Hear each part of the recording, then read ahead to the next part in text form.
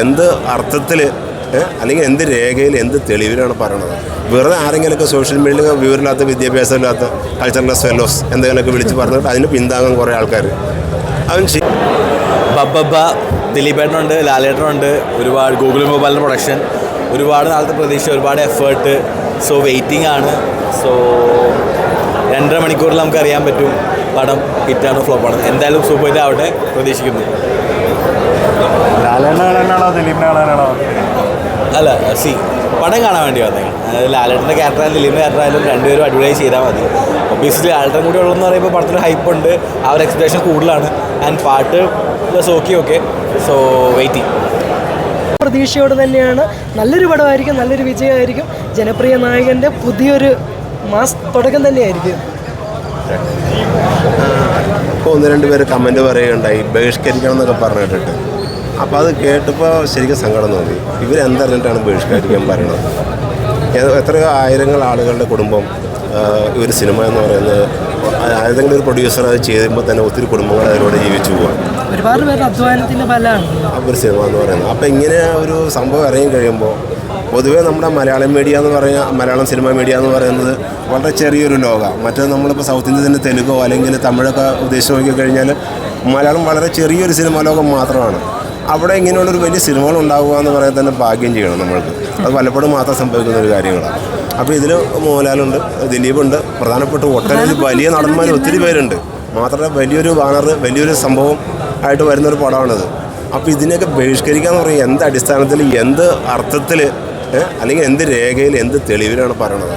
വെറുതെ ആരെങ്കിലുമൊക്കെ സോഷ്യൽ മീഡിയയിൽ വിവരമില്ലാത്ത വിദ്യാഭ്യാസമില്ലാത്ത കൾച്ചറൽസ് ഫെലോസ് എന്തെങ്കിലുമൊക്കെ വിളിച്ച് പറഞ്ഞിട്ട് അതിന് പിന്താങ്ങാൻ കുറേ ആൾക്കാർ അവൻ ചെയ്യരുത്. സമൂഹത്തിലതൊന്നും നല്ലൊരു നടപടികളല്ല. നമ്മൾ കാര്യങ്ങളറിഞ്ഞും സമൂഹത്തിൽ നടക്കുന്ന എന്തൊക്കെയാണെന്ന് അറിഞ്ഞും മനുഷ്യൻ്റെ സാമൂഹിക ജീവിത വ്യവസ്ഥകൾ മനസ്സിലാക്കിയും പ്രതികരിക്കുക. അപ്പോൾ അതിനാണ് കോടതിയുള്ളത്, നിയമവ്യവസ്ഥകളുള്ളത്, ഈ ലോക സംവിധാനങ്ങളൊക്കെ ഉള്ളത്. ആരെങ്കിലും എന്തെങ്കിലും പറഞ്ഞുകൊണ്ട് അത് ശരിയായ നടപടിയല്ല ഈ ബഹിഷ്കരണമൊന്നും. ഞങ്ങൾ പൂർണ്ണമായിട്ട് അനുകൂലിക്കുന്നു, സപ്പോർട്ട് ചെയ്യുന്നു. അതുപോലെ തന്നെ നല്ലൊരു ഇതായിട്ട് വരട്ടെ. ദിലീപിൻ്റെ ഇതുവരെ സിനിമകളെ പോലെയല്ല, ഇതൊരു വലിയൊരു സംഭവമായി തീരുന്നുള്ള പ്രതീക്ഷയോടെ ഞങ്ങൾ അതിരാവിലെ കാണാൻ വന്നിരിക്കുന്നത്. എന്തായാലും സിനിമ തീരുമ്പോഴത്തേക്കും നല്ല റിസൾട്ട് ആയിരിക്കും പ്രതീക്ഷിക്കുന്നു. അണിയറ പ്രവർത്തകരെ ചിലരൊക്കെ ഞങ്ങൾക്കറിയാം. എന്നിരുന്നാൽ തന്നെയും നമ്മളതൊന്നും കമൻറ്റ് ചെയ്യാൻ വരുന്നില്ല. പടം വരട്ടെ, നല്ലൊരു പടമാണെന്ന് അതിൻ്റെ എഡിറ്റിംഗ് റിപ്പോർട്ടുകൾ മുതലും അതുപോലെ പല റിവ്യൂകളിലും ഒക്കെ കേട്ടു. ഷൂട്ടിങ്ങിന് ചില ഭാഗങ്ങളൊക്കെ ഞങ്ങൾ കാണാൻ പോയിരുന്നു. അപ്പോൾ അതിലൂടെ ഞങ്ങൾക്ക് മനസ്സിലായത് ഇതുവരെയുള്ള സിനിമാ ചിത്രീകരണ രീതികളായിരുന്നു. ഒത്തിരി സസ്പെൻസുകൾ ഇതിനകത്തുണ്ട്. അതിൻ്റെ കഥ എന്താണെന്ന് വരുന്ന ആർക്കും മനസ്സിലായിട്ടുണ്ട്. ഈ റിലീസ് ചെയ്യാൻ നിൽക്കുന്ന ഈ സെക്കൻഡിൽ പോലും കഥ അത്ര സസ്പെൻസായിട്ട് സൂക്ഷിക്കാൻ ഇവരുടെ പ്രവർത്തകർക്ക് സാധിച്ചിട്ടുണ്ട്. അപ്പോൾ പടം കണ്ടാൽ മാത്രമേ എന്താണ് അതിനകത്തുള്ള ബ്ലാസ്റ്റ് എന്ന് നമുക്കറിയാൻ പറ്റുള്ളൂ. അത് കണ്ടു കഴിയുമ്പോഴത്തേക്കും നമുക്ക് അതൊരു വേറൊരു സംഭവമായിട്ട് തീരും എന്നുള്ള പ്രതീക്ഷയോടെ ആശംസകളോടെ ഞങ്ങൾ സിനിമ കാണാൻ നിൽക്കുന്നു. Thank you. Expectation out and ആയിട്ട് മോഹൻലാൽ ഷോ കാണാൻ വേണ്ടിയിട്ടാണ് വന്നിരിക്കുന്നത്. ലാലേട്ടന് വേണ്ടിയാണ് ഈ സിനിമ വന്നിരിക്കുന്നത്. പിന്നെ വിവാദങ്ങളും അതൊന്നും അങ്ങനെ ബാധിക്കും എന്ന് തോന്നുന്നില്ല. സിനിമയായിട്ട് കാണാം.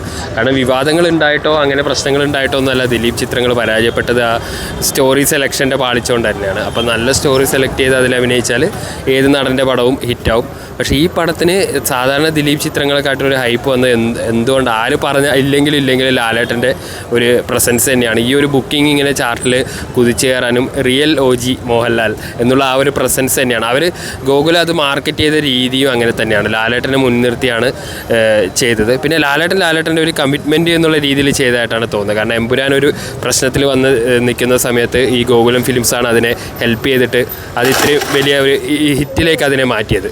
അപ്പോൾ അതിന് പ്രതിഫലമായിട്ട് കൊടുത്തുള്ള റോളാണ്. അതിൽ ലാലേട്ടൻ അഴിഞ്ഞാടും എന്നുള്ള യാതൊരു സംശയമില്ല, അഴിഞ്ഞാട്ടം തന്നെയായിരിക്കും. പിന്നെ ആ സോങ്ങിൽ നമുക്ക് പല പ്രശ്നങ്ങളുണ്ടെങ്കിലും സിനിമക്കകത്ത് ഒരുപാട് സർപ്രൈസുകളുണ്ട്. പിന്നെ പഴയ പാട്ടുകളുടെ റീമിക്സുകളുണ്ട്. അങ്ങനെ മൊത്തം ഒരു തട്ടുപൊളിപ്പൻ. ലോജിക്ക് നോക്കി സിനിമ കാണുന്നവർ ഈ പരിസരത്ത് വരരുത്.